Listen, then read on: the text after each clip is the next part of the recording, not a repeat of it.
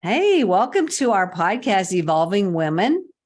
We're evolving ourselves and we're helping you evolve too, hopefully. I'm Teresa Lisum, and this is my co-host. Erin Capazerra, thank you. And we're here to fill the world with uplifting messages, new perspectives, tools, and resources to really give you as a woman permission to be your most authentic self and live your best life. So we're just going to give you some new things to think about today. But before we do that, just wanted you to know that I help people understand their superpowers as a coach, and I sprinkle everything with essential oils. Erin, who are you? I empower 35 to 55-year-olds whose health has taken a back seat, discover the secret to a healthier lifestyle. Ooh, we all want a healthy lifestyle. Yeah. Yes.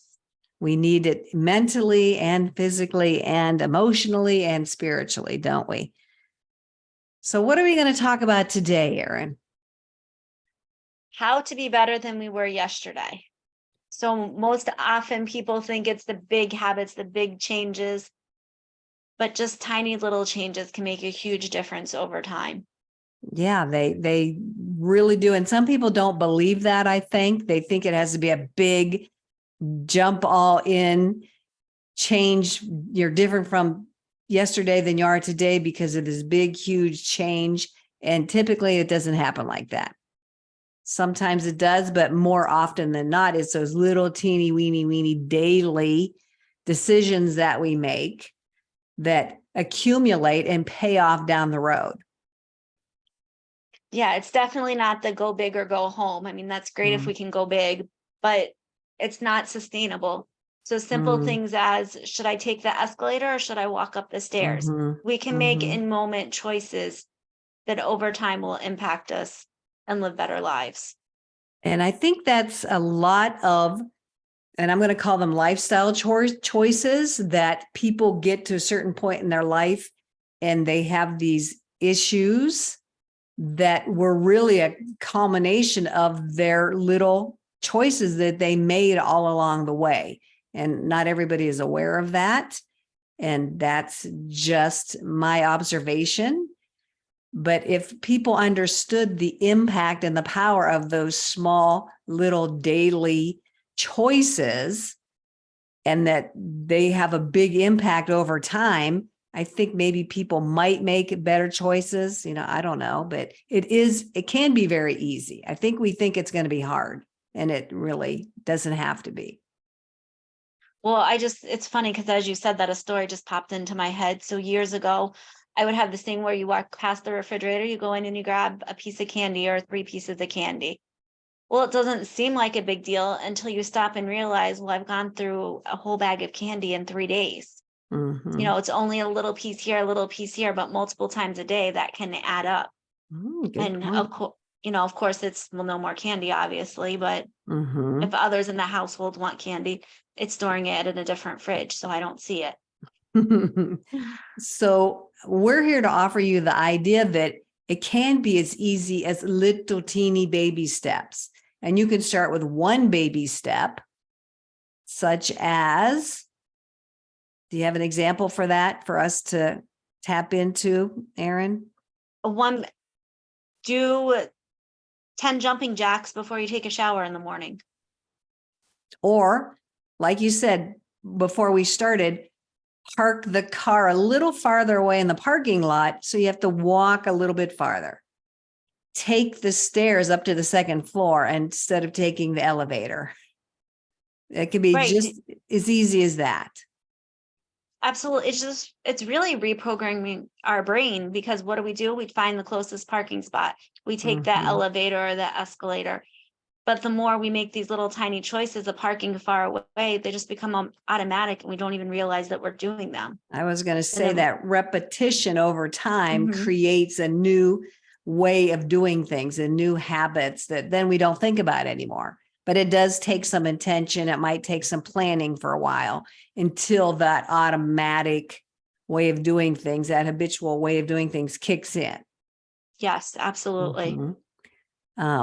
There was something that we spoke about being 1% better each and every Yeah. day. If you're just 1% better or do one thing better each day, then again, in a year, you're going to be so much better. If you walk 2 minutes a day and you add another 2 minutes in a couple of days and then and then you're just increasing your time so that by the end of the year, you're walking, I'm just going to say 4 miles. Like, I don't know what that adds up to, but it's just these little teeny small baby steps. So we give you permission to take baby steps and to make these small decisions through the course of your day that don't seem like much right there in the moment, but they will be over time. You have any other thoughts around that? Well, just to it, and it doesn't have to be eliminating something or not doing something, just simply doing something differently, like parking further away, or, soda may not be the best choice to drink, but if you have to have the soda, drink a glass of water first, and then you're going to obviously drink less of the soda because you're not going to be as thirsty. So little things in there just to kind of crowd out bad habits or the habits that you want to change. And real quick, we like, I sometimes do this. I will beat myself up if I didn't make the right choice or the better choice. But I have to remind myself, okay, that's fine.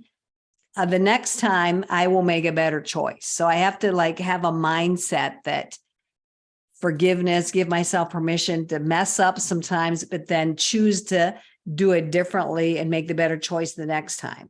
So that component of self-forgiveness and give ourselves grace when we fall off the wagon, so to speak, and get back on it and continue forward. One time doesn't mean everything's ruined. You just get up and do it again in a better way the next day or whatever. Absolutely. And I kind of love that because I call that awareness. So you can't change the way you think or the choices you make until you become aware of the choices that you've made in the past. So if Yes. you park right next to the store, you get in and you say, oh, I should have parked behind. Well, that's great because you're aware that's something you need to think about in the future of where to park or what stairs or steps or escalator or whatever to take. You're So right. know that the first step in changing behavior is awareness. That is very true. Yeah, meet that with gratitude and not being hard on yourselves, please. I mean, even, be grateful for that awareness that you might not have had yesterday. So you're right. Awareness is that first step. And then you can make conscious, intentional choices once that awareness is in place. So thank you for bringing that up. We do need to keep this short today. So I think we'd like to offer you a couple of books. We talked all about books in our first episode. So whatever form of book you like, we have a couple of book options that we ourselves have read and we really found them to be impactful. So one of them that I loved way from a long time ago was The Slight Edge. And it's all about taking those baby steps. Atomic Habits is one that is a similar concept, small little steps pay off big. And then what was the one you suggested, Erin?